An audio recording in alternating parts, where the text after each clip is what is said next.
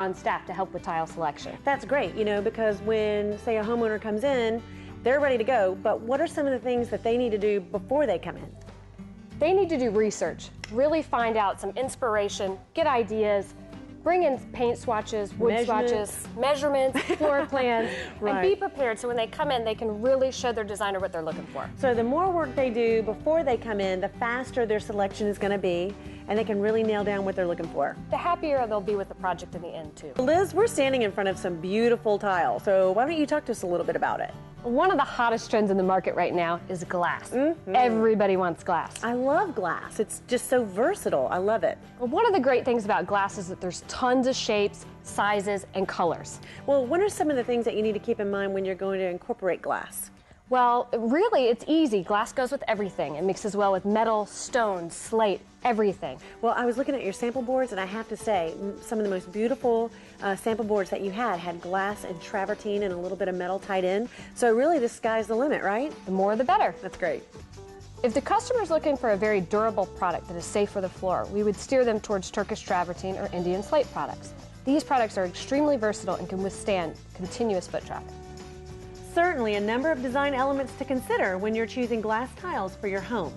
And it's always important to educate the client in their expectations, product limitations and benefits, installation concerns, even proper care and maintenance. So tell me, what are some of the advantages of using travertine or stone over, say, a porcelain?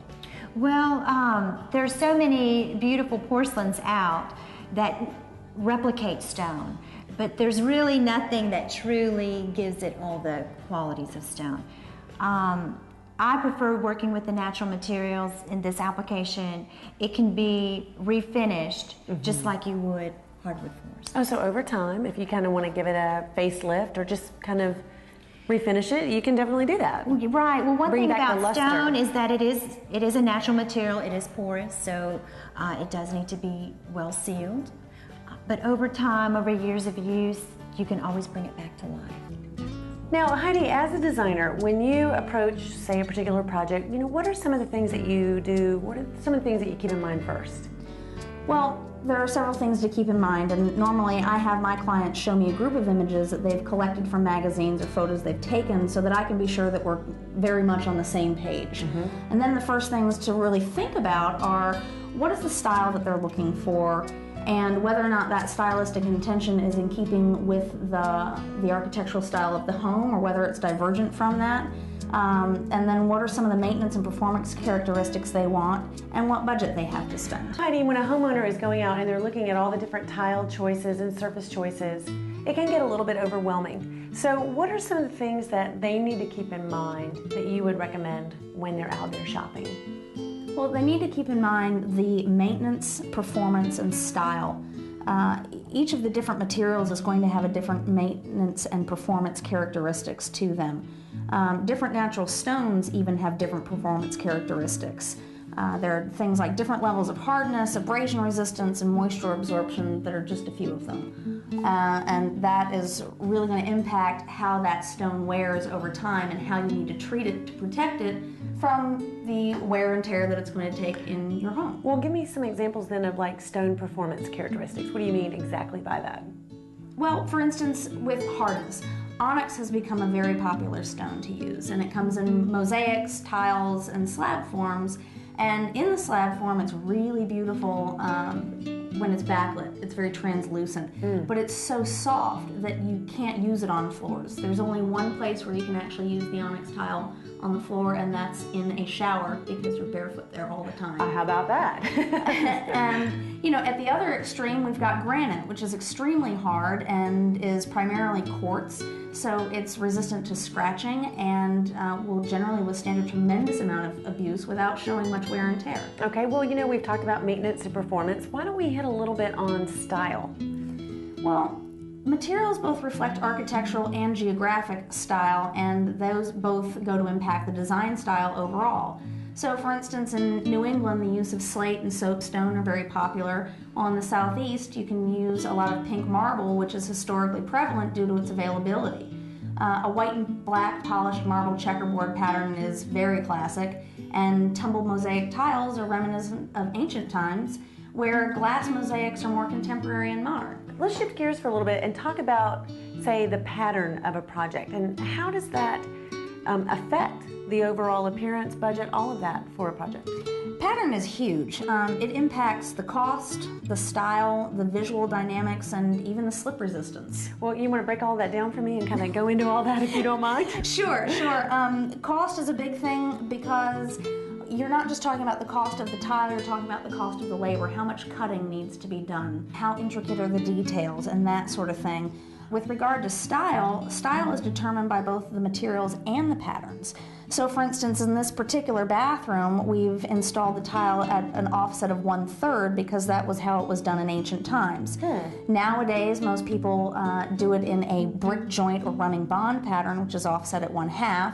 Or we saw the Versailles pattern, which is a random pattern that was in Pat's basement. All of those can be very old world, but part of that has to do with the chiseled edge.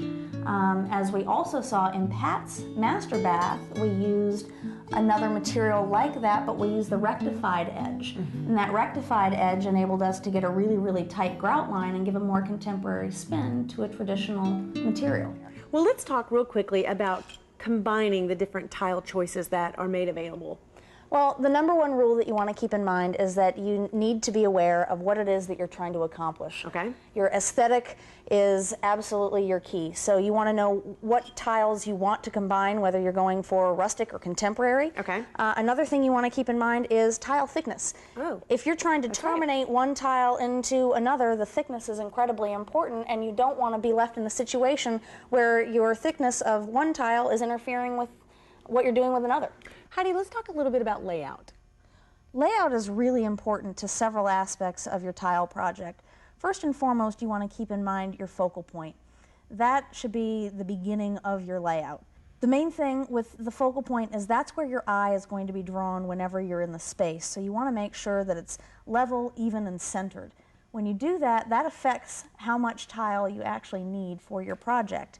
And this is something that you want to consider. A lot of people try to save money on their tile by using the bare minimum, but instead what they ought to be thinking about is how it's going to look when they're done. So you may need to buy 10 to 20% more tile than you're expecting so that you can work through the issues of breaking it on site or maybe having a wrong cut or those kinds of installation things that do crop up in the field. Let's talk a little bit about your grout because, you know, grout can really make or break what's going on the floors or the wall. It can make the tile pop. It can help blend, right? So what are some of the other things that you need to keep in mind with grout? Well, those are some of the predominant things that you need to be thinking about, whether or not you want your tile to blend together and look like an overall surface, whether or not you want the grout to contrast it to make the tile really be an accent unto itself. You need to think about, like what we had talked about earlier, grout line thickness. Contemporary installations will have a thin grout line. More traditional applications tend to have a wider grout line, and it often depends on the tile. The manufacturer often has limitations for what they want you to do with it so that the tile installation will last over time. Some of the other things you can think about with grout is that some of it glows in the dark, some of it has sparkles, some of it has a locking ability so that it won't accept stains and retards mildew growth. There's a lot more to grout than what you're going to find if you just try to buy it off the shelf without thinking about the properties of it first. One of the things that homeowners may not think about is how they're going to tie in their tile and say like their bathroom fixtures and mirrors or anything like that. Any suggestions on that? Yes, one of the things, as we were talking about tile thickness earlier, if you're using a liner bar and you have it at a certain height, you want to figure out where your mirror is going to be placed so that the tile is not interfering with the mirror laying down on top of it. It either needs to clear above it or clear the entire area. Same thing with your fixtures. You want to make sure that your tile application is not going to interfere with the movement of the lever handles so that you're not running into it and creating an issue for yourself.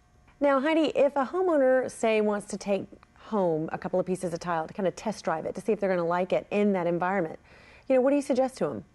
Well, one of the greatest things they can do is buy a few pieces of tile and create a concept board or a mock-up of what it is that they're trying to accomplish, particularly when it comes to the accent and border pieces, because that's where the majority of the money is. So they can take that and then they can move it around on their wall to see how high they want to install it or what they might want to do with it before they go